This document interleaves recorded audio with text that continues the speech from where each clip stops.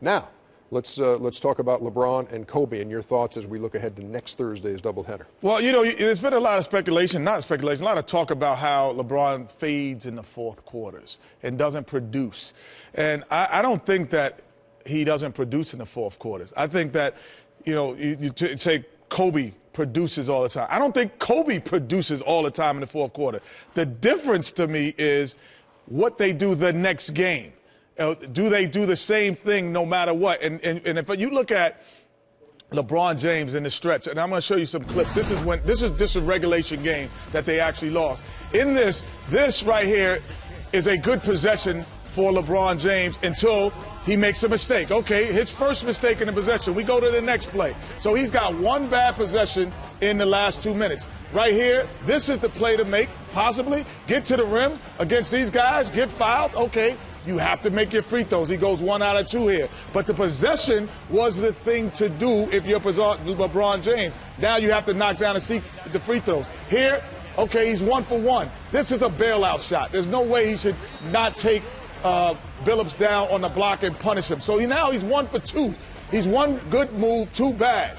Now all of a sudden you foul a three-point shooter. Oh, you've made 3 bad plays in the last 2 minutes of the game. So you're saying this guy doesn't deliver. He does not know what he's doing. Okay, gets in here, gets fouled. That's a great play. He went to the rim. Now he's 2 out of 3. Okay, he still misses his free throws. He's not concentrating.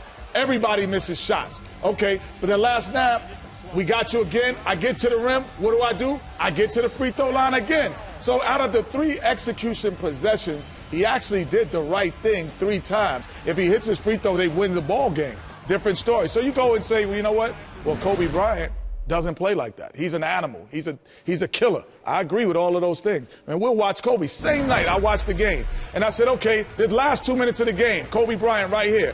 He's got the ball. He takes a fadeaway, tough shot. Doesn't go in. Bad shot, in my opinion. So to me, that's a bad possession, 0 for 1. You get it back because Kobe's a killer. He's the Black Mamba. Get it in his sweet spot. You got Raja Bell on him. You say, what can you do? Right here, he should have passed to Pau Gasol. He says no. He gets another bad possession in the last possession. Now he's 0 for 2 in the last possessions of the game. Again, now, 2 minutes to go. We got Kobe again.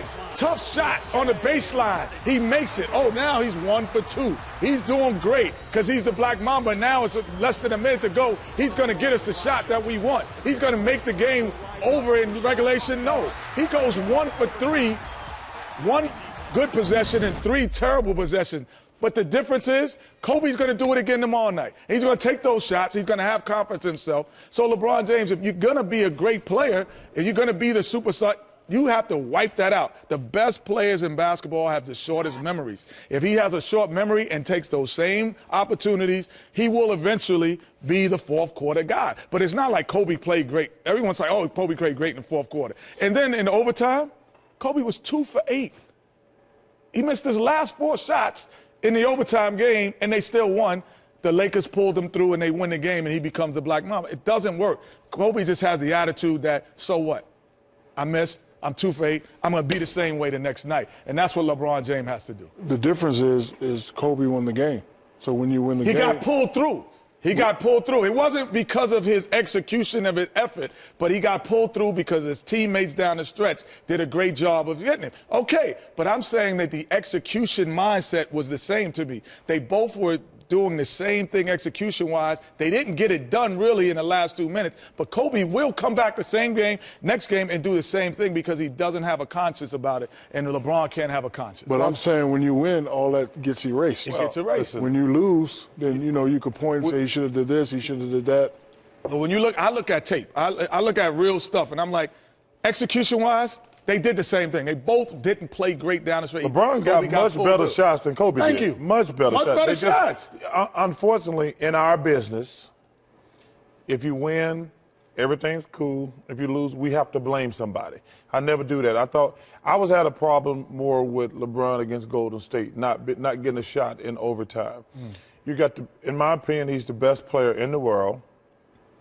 You have to be aggressive. Never shy away from the moment. No. Listen, you said I had a problem with him shooting jumpers on Chauncey Billups. Chauncey Billups, first of all, he's a little guy, and he's almost as old as us. I love Chauncey, but he shouldn't be able to guard LeBron James. You know, so he just got to be more aggressive. You know, would you agree, Chuck, that principally he just has to block out? No, you can't. Listen, no, block out the fact that he did not win, but he did execute. Listen, I've been a great player. Every night the ball is going to go to the great players. You can never worry about what happened the night before. I was actually just pissed because of what happened the night before. And Michael Jordan always talks about it in that commercial he had, about how many shots he missed. Listen, I always believe you have to, as a great player, you have to be like a closer. Like, if you give up a 3-run homer the day before, you can't worry about it the next day. Because I knew when I played in Philly and Phoenix, not as much in Houston because I couldn't play anymore, but I knew when I was in Philly and when I was in Phoenix. Hey, listen, in the morning shoot-around, we run through like, okay, when the game is on the line, they're going to run this play for Michael Jordan. They're going to run this play for Kobe Bryant, Karl Malone, and everybody. Everybody knows everybody else plays. But as a great player, you got to either get a shot, which you might miss, score, or get another guy a wide open shot. Those are really your only 3 options. And I'll give you the last word on this. I think, you know, you guys are a little too hard on LeBron. I agree with, you know, you saying he needs to be more aggressive. But, again, like you say, you know, in this business, it's a funny business. But those shots that he took, if he makes those shots, we have nothing to say.